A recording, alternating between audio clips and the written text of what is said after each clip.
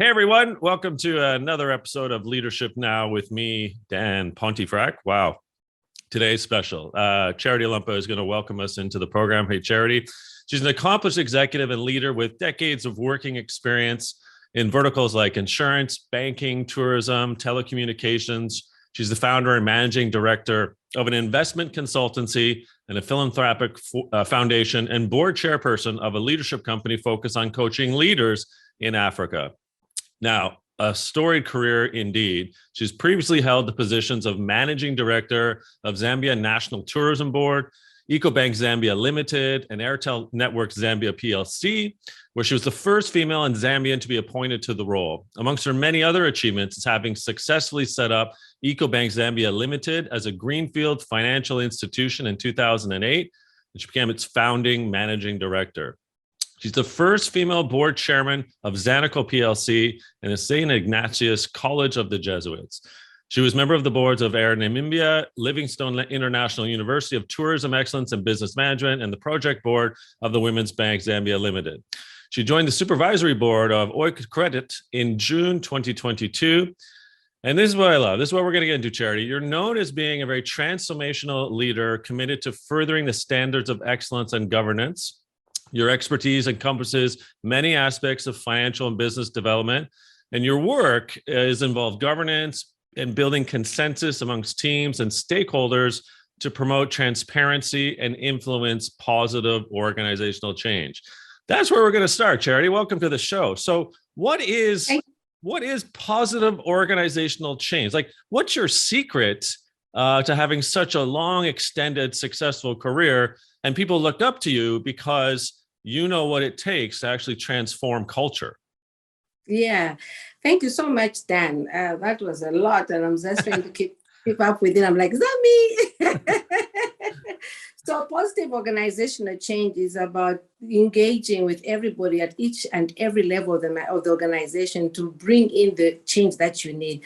Because if the tone at the top is wrong, and you're only focusing just at the next level leadership, then you won't get the change that you're looking for. You really need to go down to the trenches, be with the people, because that's where the change actually begins.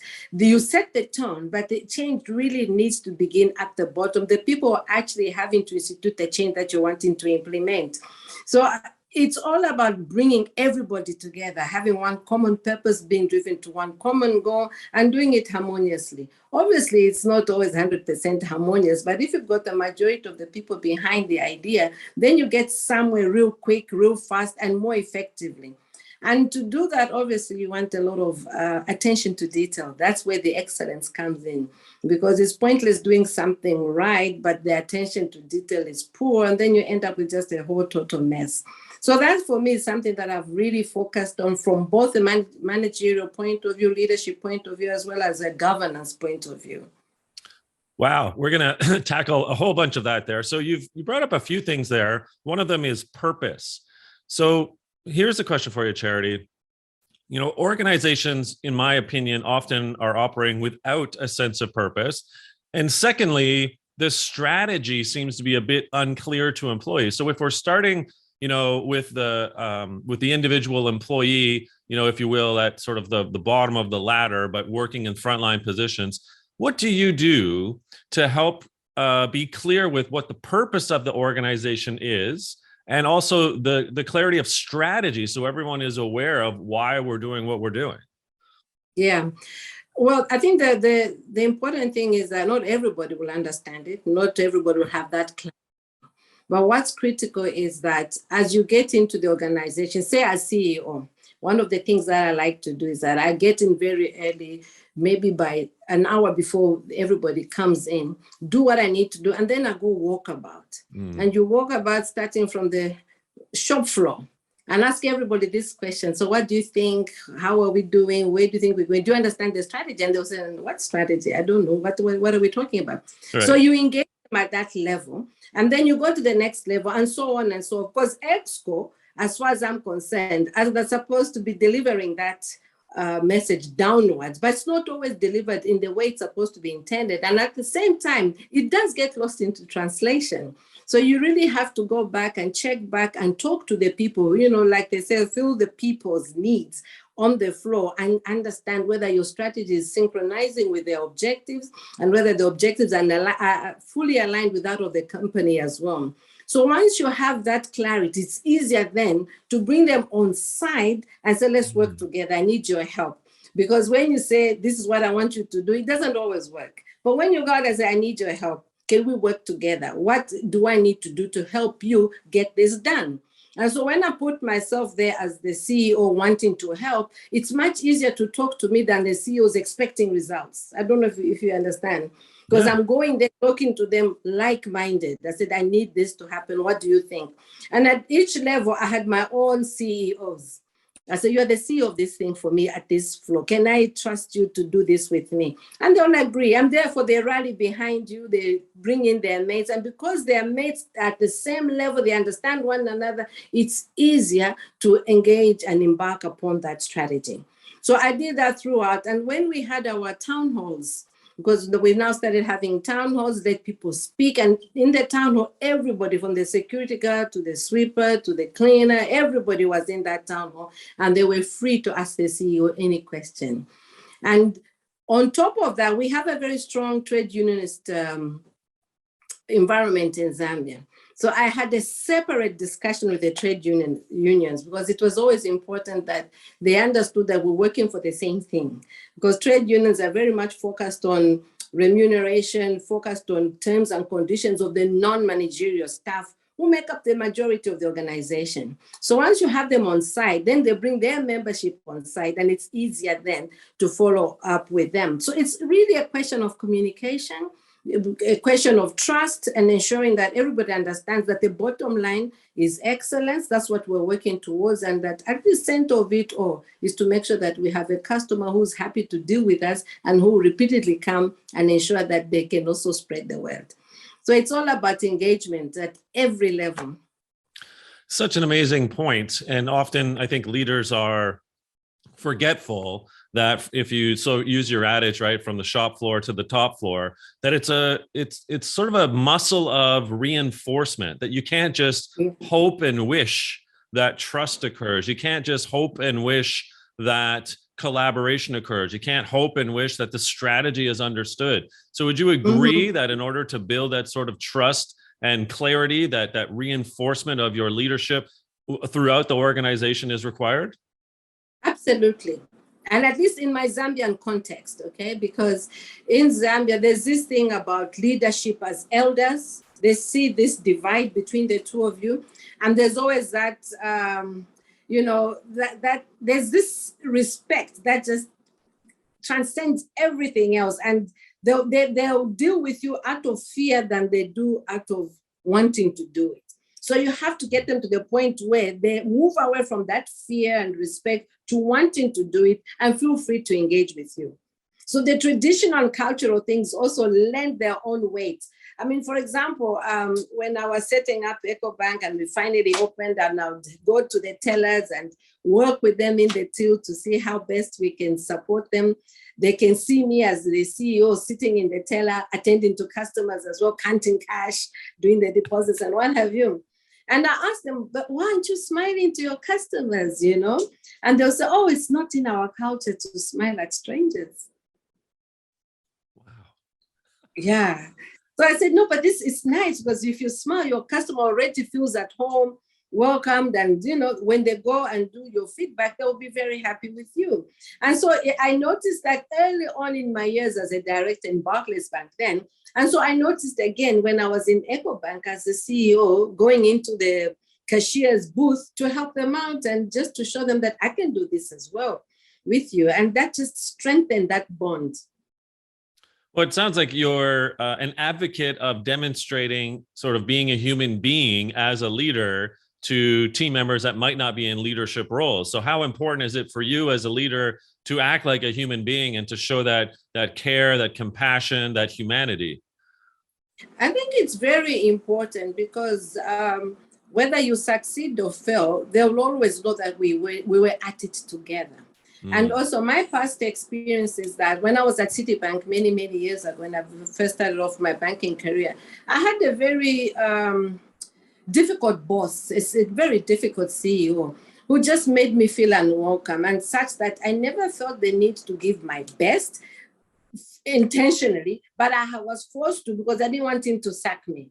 And that just made for a very uncomfortable time with him. And he was there for 2 years, and I just couldn't wait to get out of the bank or him to leave, whichever way it was. So it is from there that I learned that, the humane first doesn't mean that your employees or your juniors, your direct reports would take advantage of you. If anything, they have a better respect for you, they have better communication, and they tell you things that they don't tell their bosses, which when you tell their bosses, they're surprised that you know at all. So it was a great pool of information that didn't come into the boardroom when we're having exco meetings, because at the end of the day, they're trying to also shield this part of their performance and deal with it later. But when I bring it to the fore, it's not so much as, you didn't tell me, like, oh, doing my workup, but this is what I found out, how can we deal with it? In line with our strategy, with our purpose, and with our people philosophy as well. So it was really, it really is something that I think is important for each leader to pursue. You're speaking the language of leadership music, and it's a choral, choir, opera of awesomeness. So thank you so much, Charity. One other question I have for you related to all of this kind of comes back to empowerment and agency. So what it sounds like, in your style, to build trust, you have to have that rapport and relationship, that clarity, that communication, that humanity, that human being. I am with it, for you, with you, as we go through this. But it also sounds, and forgive me if I'm wrong, that empowerment and sort of agency of the employee is really important so that they can provide you with feedback and ideas or intelligence, et cetera. Is that, again, a fair assumption I'm making here in your style? That's a very fair assumption, because most of them, the really critical information that we need about our products, our services, our customers come from the people who deal directly with them. And if you cut out that, then you're really fishing, or as I say, spitting in the wind, because it comes and blows back in your face. You really need to get that detail, that information. And not only does it give you valuable intel, it also tells the people down there that they're there to make a difference, that whatever they do actually makes a difference and contributes to the performance of the organization. And that helps them even work much better in terms of the output. So it just has so many positives. You just can't walk away from such an important opportunity to do the right thing with the people. And my philosophy is that when I was asked once, why should anybody be led by you, was that it's because they will thrive. My job as a CEO is to support them to become better, to thrive, to succeed, because when they succeed, I succeed. That's poetry, Charity. That's absolute leadership poetry. So on the then segue and topic of thriving, what's your take on well-being these days? Like, what is it that we should be doing as leaders to help support the psychological, emotional, mental, and physical wellness of the employee whom, has so many different exactly. They have so many things getting in the way of life, well-being in life, and they have to bring those so-called whole selves into work. So what is the company or the organization, or in fact, the CEO's responsibility for well-being these days? I think as a CEO, you must ensure that you've got a very good stress management policy, because all that adds to the stress. And I believe that coming to work does not mean that it has to be all serious and deadly. You must have fun while you're at the workplace. And I encourage always a fun workplace, so that at the end of the day, you spend 8 hours in this organization. You must look forward to going there, knowing that you're going to have fun, even as you're doing something really serious. So in one of my organizations, we used to have a TGIF every Friday. Oh, yeah. And Yeah, we'll put a kit together and everybody puts money and then we agree where to go, or we bring in the drinks and the snacks and everything else. In another, we used to have it once a month, and I always ensured that there was team engagement, and they must always be either outside the office or somewhere in like remotely from the offices, so nobody feels like popping back in to check their emails and such. So it was really important. That is one. I also asked my HR teams to be very on point when it comes to lifestyle audit, to see how our teams are engaging at a personal level. If they're asking for too many salary advances, or they're always getting too many loans, for example. And you always encourage the HR people, please talk to them and find out what's going on so we can see how best we can help them. Because ultimately, their work will be affected, and that affects the overall performance of their department, the performance of the organization. So it was really in our interest to make sure that the staff were comfortable. Not everybody would open up, obviously, but we made sure that we gave it our best. And once in a while, we bring in a counselor as well. Well, let's tackle that for a second, because it segues quite wonderfully to this other question I had for you, Charity, and that's, in my research, I'm finding that this need for employees, for team members, to have a sense of self-worth and self-esteem, in life, but life gets brought into the organization, into their work as well. So, what's your take on where organizations and leaders are in helping the team member feel worth and feel that esteem, both in life and work, because it's such an important relationship? I think one of the least utilized tools in organizations is coaching. We focus a lot on mentoring, but not so much on coaching. And if we could have more organizations take up coaching, you will have a situation where the employee is more comfortable with a neutral person to offload and get advice from that person without feeling they're being judged.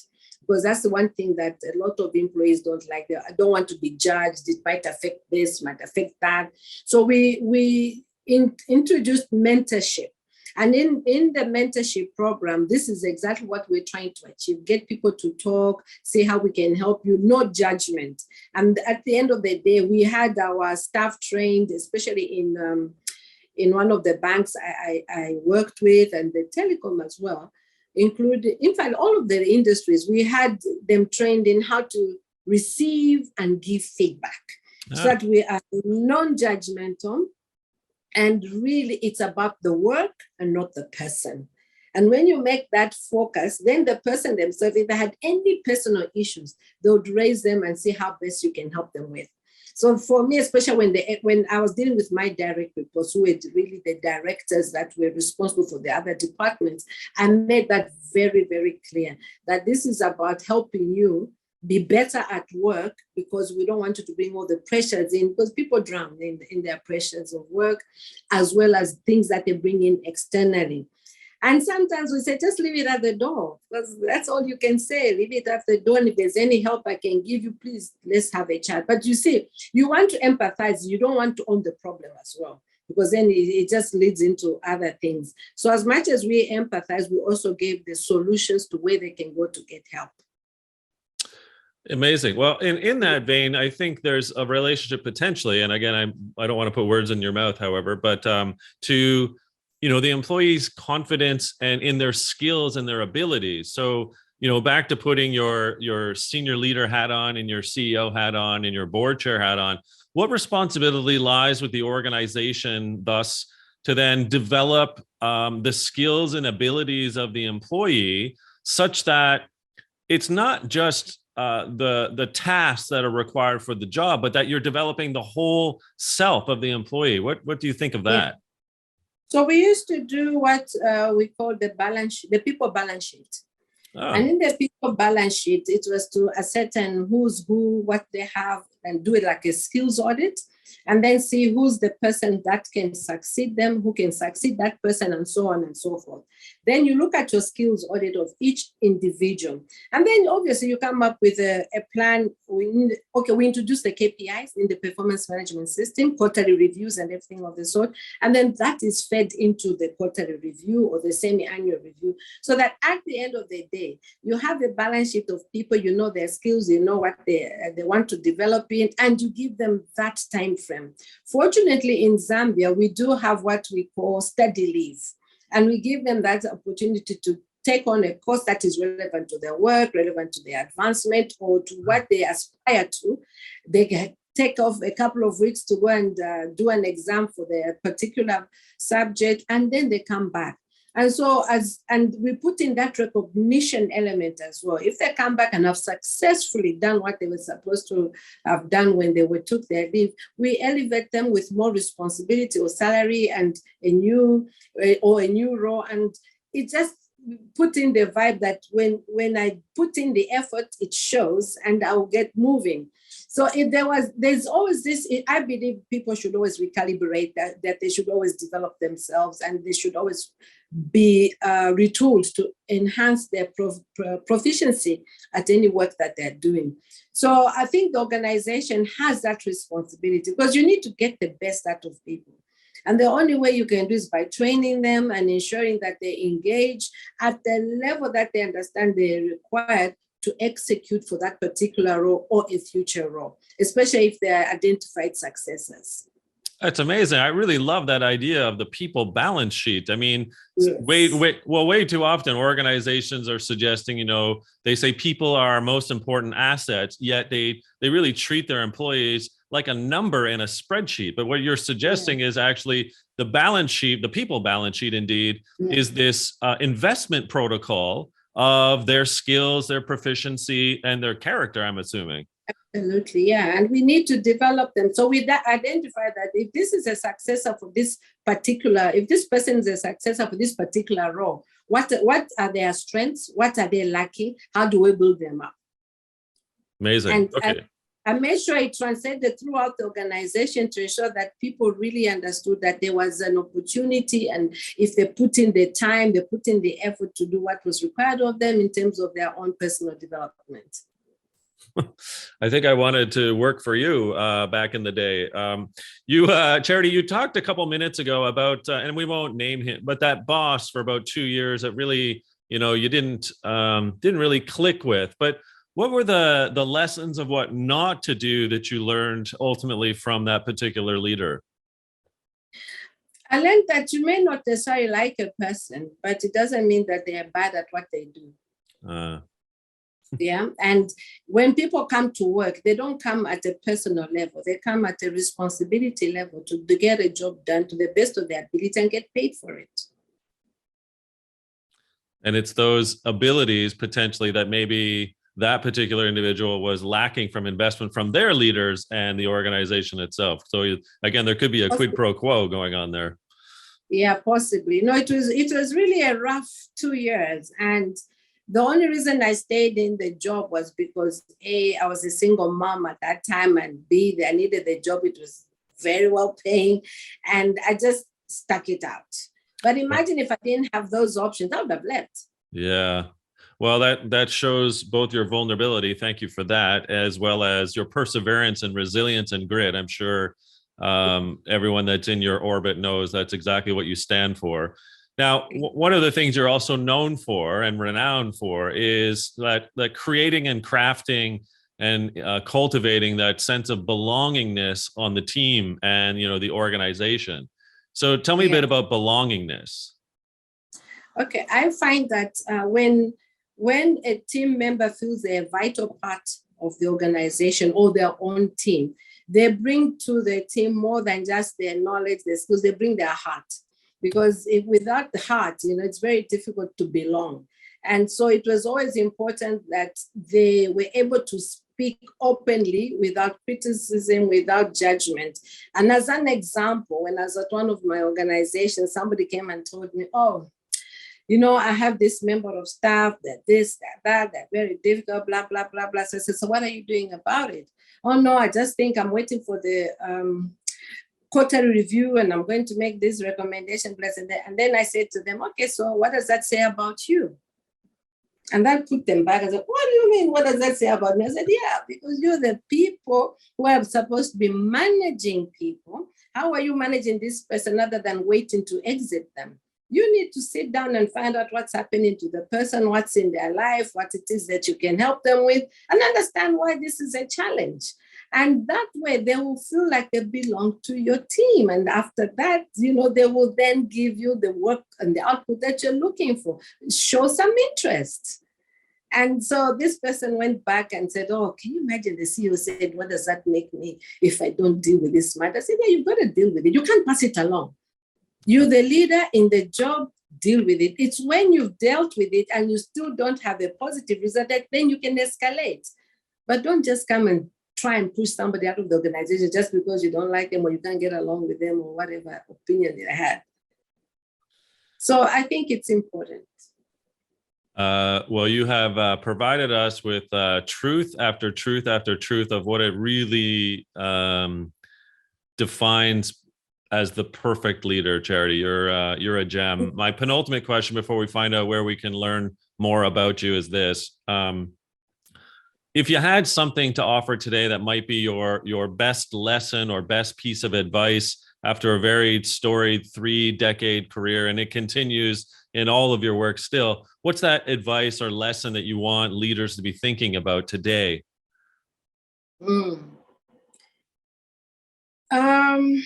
I'll answer it like this. A couple of months or so ago, I was taken to lunch by one of my former directors that I worked with. She reported into my office and she asked me a question. She says, what do you think you've contributed to this world? What have you done to contribute to this world? And I like to help. I like to, see where I can push somebody into, something positive that they can. Then she says, no, you have in you a very spiritual, if not innate ability to always wanting to see the best in others. So I believe that there's always something good in somebody before you even try to write them off. Find that good and see how best you can show it to them so that they can become better at what they do. Well, I think your name says it all. You are a charity for goodness. You're a charity for leadership awesomeness, Charity. Thank you so much. You're brilliant. Where can we find out more about you? Give us an idea where to find out about you. So right now, it's just really on my my LinkedIn page. I do a little bit of Twitter, but I haven't been active there. I have a foundation, the charity Lumpa Foundation. We've got a Facebook page where we just put things that we do in terms of community support, community development. I'm also trying to write a book. So that's a couple of years ahead, but that's exactly where you can find me. Well, if I can find any way in which to help you, Charity Lumpa, with that book or anything else, you just knock on my door. I'll be the first there to give you any charity of assistance, my friend. Thank you for doing this today. What lovely insight. What lovely insights from someone whom has been there on the ground, as you say, from the shop floor to the top floor. You truly are a remarkable human being that knows and has demonstrated what it takes to inculcate that culture of love, that give, that care, and ultimately helping people find their true and whole selves at work and in life. Thank you for that. Thank you, Dan. I appreciate this and I enjoyed having our chat. Thank you so much. All right, everyone, that's another episode of Leadership Now today with Charity Lumpa. Charity, again, thank you, and we'll see you next time. Absolutely. Thank you so much. And all the best to you, Dan. Thank you.